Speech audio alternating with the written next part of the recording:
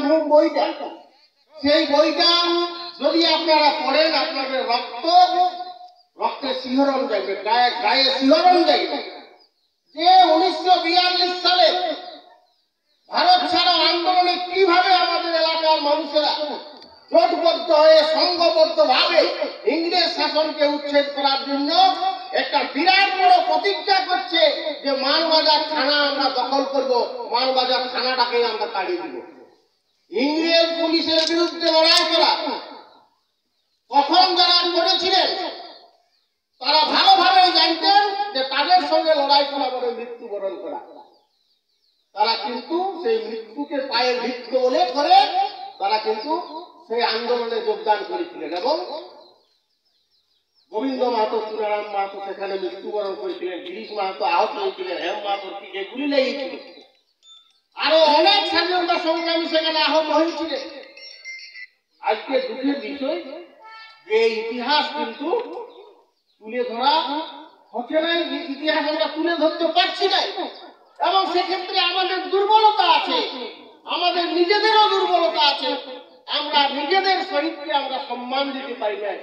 আমরা নিজেরাকে যদি সম্মান দিতে না পারি তাহলে অন্য লোক আমাদেরকে কেন সম্মান দিবে, এইটা আগে বোঝা দরকার।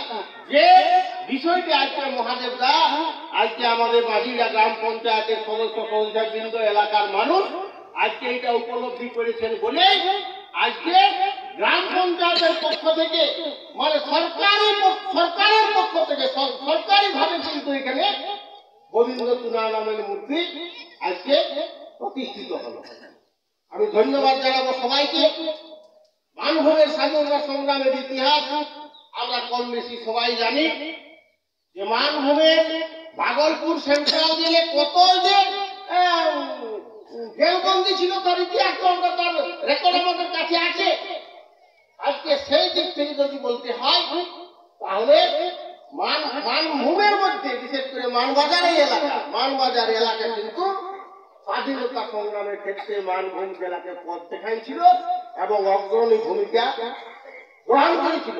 আমি সেই সমস্ত চুনারাম, গোবিন্দ মাহাতো সহ সমস্ত স্বাধীনতা সংগ্রামীদের চরণে আমি নতমস্তকে প্রণাম নিবেদন করি এবং এলাকার মানুষকে বলবো এই সমস্ত শহীদদেরকে যথাযথ মর্যাদা আমাদেরকে দিতে হবে এবং আজকে মাঝিরা গ্রাম পঞ্চায়েত হলো, আজকে অন্যান্য গ্রাম পঞ্চায়েত আমাদের এই ধরনের উদ্যোগ আমাদের নিতে হবে এবং সেখানে এই শহীদদের মূর্তি স্থাপন আমাদেরকে করতে হবে।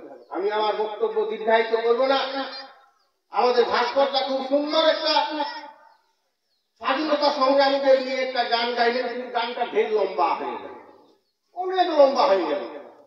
তো সে যাই খুব সুন্দর ভাবে পুরো স্বাধীনতা সংগ্রামীদের কথা বলেছেন। আমি এই দেশের কথা বলবো, এই দেশের কথা বলবো।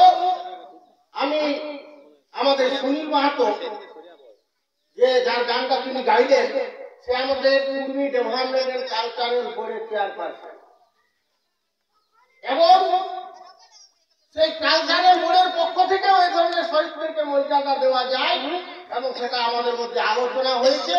আমরা কিন্তু এই ধরনের শহীদকে আমরা সেই জায়গায় কিন্তু আমরা প্রতিষ্ঠিত করবো, বিভিন্ন জায়গাতে তাদের মূর্তি এবং তার একটা অসাধারণ কুর্মালী ভাষায় একটা দেশাত্মবোধক সঙ্গীত আছে।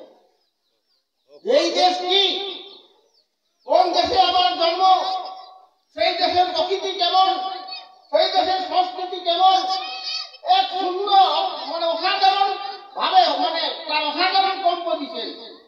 আমি সেই গানটা গাইবো, নিদানন্দ মাধুর্য পারে। ঠিক আছে,